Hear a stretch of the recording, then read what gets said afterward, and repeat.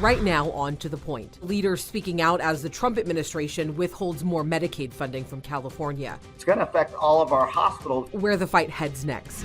Plus, Governor Newsom responding to a DHS letter over non-citizen voter claims, backing up the Secretary of State. The war in Iran, the request for more funding tonight as the Speaker of the House calls for the fighting to wrap up. It is a very important objective that I believe we've achieved. And an update to the return to office mandate now nearly 3 weeks in. But first, we are starting with some breaking news. A large fire response in downtown Sacramento. At least one apartment unit was damaged by a fire on East Street near 14th Street. This is a live look right now at the cleanup underway. As you can see, we do have a crew on scene trying to figure out what happened with this fire. Of course, as we get more information into our newsroom, we'll share it with you. As always, thank you so much for joining us on To The Point. I'm Alex Bell. We start tonight with the Trump administration, who is once again withholding funds from California. This time, nearly $1 billion in federal Medicaid funding is being withheld over what the Trump administration says is high risk of fraud, waste, and abuse. I want to bring in ABC 10's Jeannie Nguyen, who's here with us for what this means for the state and also how, of course, Governor Gavin Newsom is responding to this news. Alex, California and Minnesota are the top two states impacted. The Trump administration says the states need to stop the fraud. Meanwhile, Governor Gavin Newsom says this is all political theater, risking those most vulnerable in the state. If we suspect fraud, you will not receive taxpayer dollars until you prove that those payments are legitimate. California is one of two states the Trump administration says is under review for possible Medicaid fraud. Health and Human Services Secretary Robert F. Kennedy Jr. says the federal government is deferring about $867.5 million in Medicaid payments to California until the state provides documentation showing the money was spent in compliance with federal requirements. Centers for Medicare and Medicaid Services Administrator Dr. Mehmet Oz says the review is focused on California's spending for its in-home supportive services program during the past 2 fiscal years. California's spending in these in-home programs went up 24%. The rest of the country's average is about 12%. Attorney General Rob Bonta, along with 14 other attorneys general, sent this letter to the Trump administration, arguing that withholding this money would negatively impact those most vulnerable and smaller hospitals. Bonta says Medi-Cal, the state's version of Medicaid, covers more than 1/3 of the state's residents. Democratic Congressman Ami Bera is concerned about the impacts to hospitals statewide. It's going to affect all of our hospitals because when people lose their coverage, it doesn't mean they're going to stop having heart attacks or other healthcare conditions. They'll just go to the emergency room, which means it's going to impact our entire community because emergency rooms will get backed up. Community clinics won't be able to see those patients because they won't be able to get reimbursed for that care. During a press conference on Tuesday, Governor Gavin Newsom accused the Trump administration of political theater, adding that the state had been actively working with the federal government to produce the documentation that they were requesting. We've been working with them in good faith. They have issues with IHSS, and our issue is, why not IHSS? We believe in keeping people at home, dignity in place is a way of not only helping community and families and seniors and those with disabilities, but also to save the taxpayers money. We have one of the lowest rates of growth in skilled nursing facilities. A spokesperson with the California Department of Healthcare Services tells us it's calling on CMS to stop threatening care for the state's most vulnerable residents, adding that California's approach to the in-home care system has been long approved by the federal government and saves state and federal taxpayers about $100,000 per person annually versus care at a nursing facility. Alex. All right, Janie, thank you for that update. Well, tonight, Covered California says health insurance rates are expected to go up about 10% next year. They say that is due to increasing health and pharmacy costs and the federal government eliminating enhanced tax credits. So they say that the increase in rates is still below the national average increase. Covered California encourages people to review their options during the enrollment period. Again, that starts in October for current enrollees, and anyone can sign up starting in November. A new carrier will also be added to the marketplace. Tonight, Governor Newsom is also reacting to the Department of Homeland Security, who says that they sent a letter to the California Secretary of State addressing a number of steps to, quote, ensure free, fair, and honest elections. Now, the DHS says that this letter was sent on Friday. Of course, it follows President Trump's primetime speech claiming over 250,000 potential non-citizens illegally registered to vote in 4 states, including us here in California. Secretary of State Shirley Weber has previously said non-citizen voting remains exceedingly rare, and election officials work every day to maintain accurate voter rolls. She called on President Trump to stop undermining confidence in democracy. Today, Governor Newsom had this to say. This is pathetic that anyone is defending the ramblings of this madness, this madman on this topic. It's the core of who we are, fair and free elections. And he's doing everything to undermine that. So we're going to be forthright, vigilant, continue to call this out. Shirley Weber is tough. The Secretary of State says once they receive DHS's letter, they will carefully review its methodology to assess its claims. In the Oval Office today, President Trump was asked last week's address, where he also blamed China for, quote, the largest compromise of election data in history. Take a listen. Mr. President, are you planning on putting any pressure or consequences on China for what you announced about them meddling in the 2020 election? Well, we're going to talk to them about it. It took place a long time ago. I think China is maybe a little bit different today than it was then. But look, they do things and we do things to them. I'll be honest. We do things to them, too. It's not a one-way street, but we'll be talking to them. President Trump has repeatedly made unsubstantiated claims about voter fraud and foreign meddling in the 2020 election. China has denied any interference in elections. Tonight, Defense Secretary Pete Hegseth is asking lawmakers for billions of dollars in funding, partly to cover the cost of the Iran war. As the war escalates, it appears to be expanding into another crucial strait. ABC's Christian Cordero explains how that could further strain gas prices nationwide. Today, top Pentagon leaders have a multi-billion-dollar ask on Capitol Hill. This request is an urgent, necessary injection of resources to address the immediate needs of our department. Defense Secretary Pete Hegseth is vouching for the administration's $87.6 billion request in supplemental funding, $67.1 of which would go to the Defense Department. Part of that would pay for the Iran war. The Pentagon today identified a third U.S. service member killed over the weekend in the Middle East. Army Sergeant Michael Emmanuel Swinton of North Carolina was killed during a controlled drone detonation in Iraq. House Speaker Mike Johnson says he believes the war's objective has been met and that it's time to, quote, wrap it up. It is a very important objective that I believe we've achieved to ensure that the largest sponsor of state of terrorism does not have a nuclear weapon. Now we got to wrap it up. The war in Iran is in fact ramping up. Back and forth airstrikes are expanding across the region, and now the Iranian-backed Houthis in Yemen are threatening to block Saudi oil from crossing the strait that connects the Red Sea to the Indian Ocean. The White House says it's monitoring. Front in the war. What happens? So far, it hasn't happened. It might happen. But we take care of things. If something like that happens, we take care of it. Among the things expected to be covered under the $87.6 billion request from the White House, $21 billion for munitions and roughly $17 billion for what the Pentagon calls operational costs. It does not include costs associated with repairing the bases overseas hit by Iran. Christian Cordero, ABC News, Washington. Still ahead on To the Point, the state unveiling more firefighting technology, trying to move ahead of the risk. And we are outside the Sacramento courthouse. A mistrial just declared and murder charges for the K Street shooting suspects. And it was hot today. We're in the triple digits again, but some cooler weather's on the way for the rest of this week. In fact, we're back to seasonal. We've got a full look at the forecast after the break.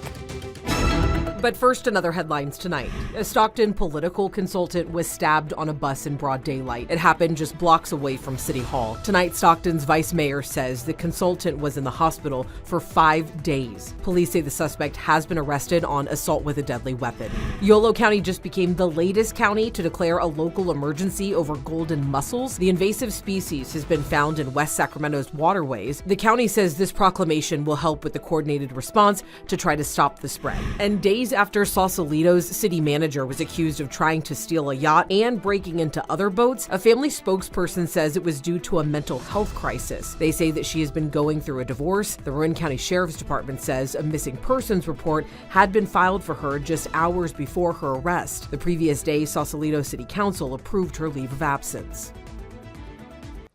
First responders and Governor Newsom gathered at Sacramento's McClellan Air Force Base today to talk about the state's fire response. At the center stage was new drone technology designed to assist with wildfire detection and suppression in low visibility and high dangerous situations. Satellite cameras and AI-assisted mountaintop cameras are also helping with early detection. And speaking of fires, Brendan, I know that 4 large fires are burning in the state, but really not because of the winds or anything else. It's just we're really, really dry. We're not even that hot like we were talking about during the break. Yeah, I mean, here in Northern California, that's certainly the case. Southern California's been very warm. In fact, they've been, 105, 110 over the last couple days. But here in Northern California, specifically for the Sacramento Valley and foothills, I mean, things are just dry, and it's pretty normal for the time of year. You see the average line and you see where we're at and where we're going. It's very close. There's not been a lot of wind, not certainly been any north wind. I mean, we've had a little lightning, but we've had plenty of rain to go with that recently. Look, it's been warm, but 101 in late July is kind of expected, right? So it's just dry. That's how it's going to be until we get back to the rainy season. So important to always be thinking about fire this time of year. 101 in Sacramento, 103 Stockton this afternoon, 102 in Modesto, some 70s in the high country. That 101 in Sacramento is the 5th day this year where we've had a high temperature of at least 100 degrees, very similar to where we were to date last summer. But then through July 21st of 2024, we had 17 triple-digit days. This summer so far has really not been all that bad. Temperatures right now in the upper 90s and some low 100s, some 70s in the high country, but it's going to be a relatively slow cool down. We've got an onshore wind, but here's the thing, there's some humidity with that, so it's not going to be an instant cool down as we head through the evening. Towards the Tower Bridge, 98 degrees, 11 degrees warmer than this time yesterday. And again, as we go through the rest of this evening, a slow cool down, clear skies, but still in the 70s by midnight. We'll start off in the upper 60s across the valley on Wednesday morning. It's going to be warm and humid because we've got this strong onshore wind, but there's a lot of tropical moisture out there. So it's going to be pushing all this humidity through the delta and into the valley overnight, and we're going to hang on to some of that humidity through the afternoon. I know 40% doesn't look like it's going to be that humid, and truthfully it's not. It's just going to be a little sticky, but 40% relative humidity in the middle of the afternoon for us in the valley, that's enough to notice it. Highs tomorrow, though, much nicer than where we've been, upper 80s to low to mid 90s in the valley. Much better, much more seasonal, certainly not the triple digits like we saw today. And honestly, we're going to stay pretty seasonal as we go through the rest of this week, and we'll lose that humidity by the time we get to the end of this week as well. Alex. All right, Brendan, thank you. Right after the break, an update on the return to office mandate, now nearly 3 weeks in, what the governor has to say, and 2 major local court cases, the jury handing down a verdict in the Davis stabbings, while the K Street shooting case could now have a retrial. A shocking result in court tonight, a mistrial declared for the 2 suspects in the deadliest mass shooting in Sacramento history. It has been 4 long years for families of the victims, and they are not pleased with this decision. ABC 10's Robbie Reynolds was at the Sacramento County Courthouse with more on what they had to say. Family members are not only upset about the decision, they're also upset about the time it took to reach that decision. Jury deliberations actually started near the end of June. And on top of that, Sacramento County District Attorney's Office tells us that those deliberations were postponed for 2 weeks because of a juror's schedule. 6 people were killed in that shooting back in April of 2022. 12 others were hurt. Matula Payton and Dondre Martin were the 2 men on trial for second-degree murder charges after first-degree murder charges were dropped. Prosecutors argued this was a gang-related shooting, while defense attorneys argued that it was self-defense. Family members spoke to reporters after the decision.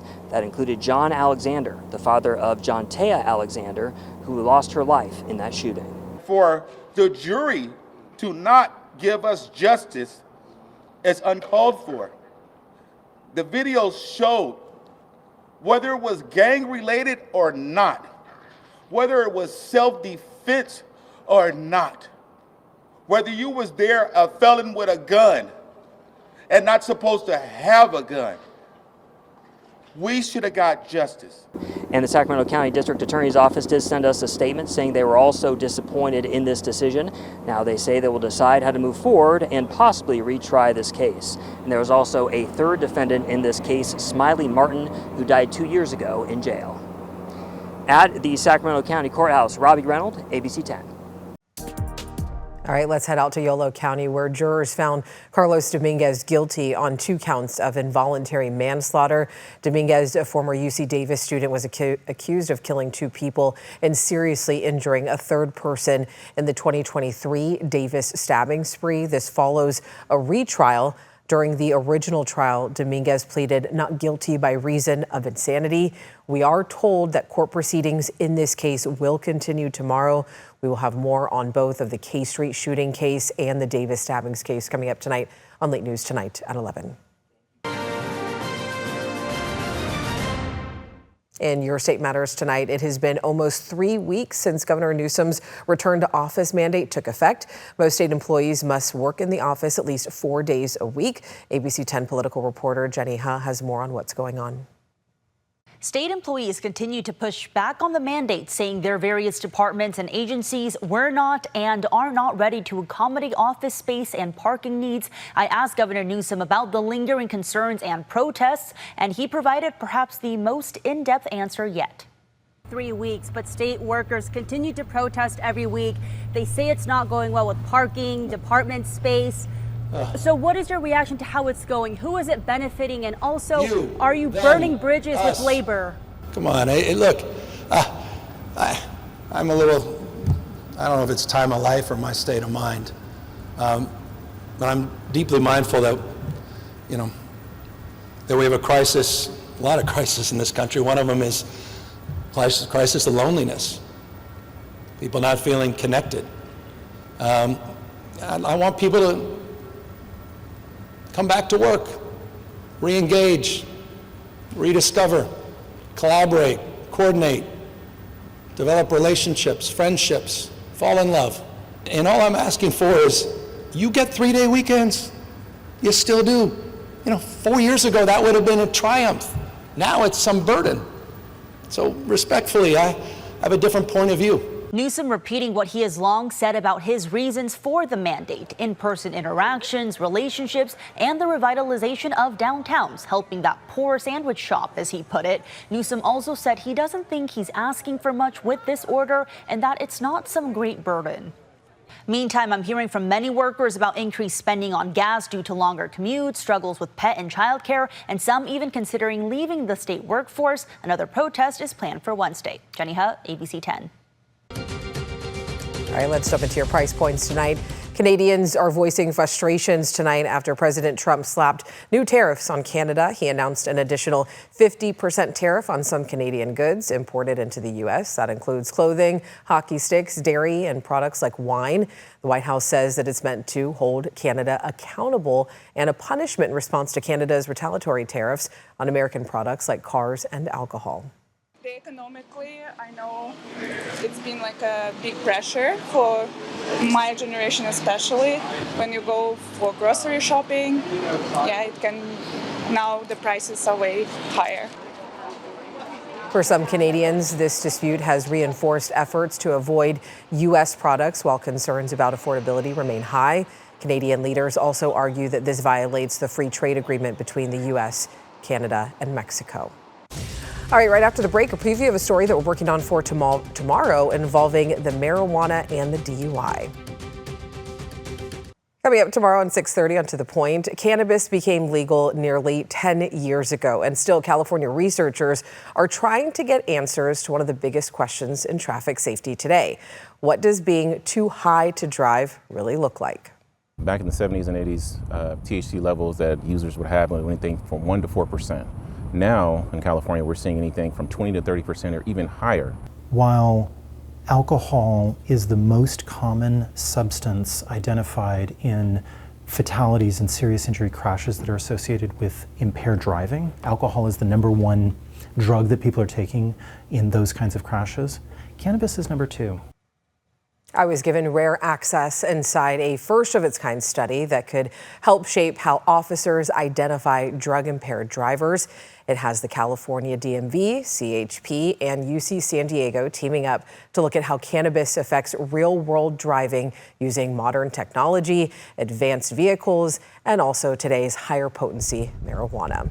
We'll look at how the research works and why this is being called a first major study of its kind in nearly 40 years. It's definitely a very interesting story that you don't want to miss, coming up tomorrow at 6:30 on To The Point. As always, thank you so much for watching, for always inviting us into your home. If there's something that you think the team and I should be looking into, you already know you can always reach out to us anytime at tothepoint@abc10.com. And don't forget, if you do want to catch up on the news of the day or any stories you might have missed, you can always download our free ABC 10 TV streaming app. Have a great night. I'll see you back here on Wednesday.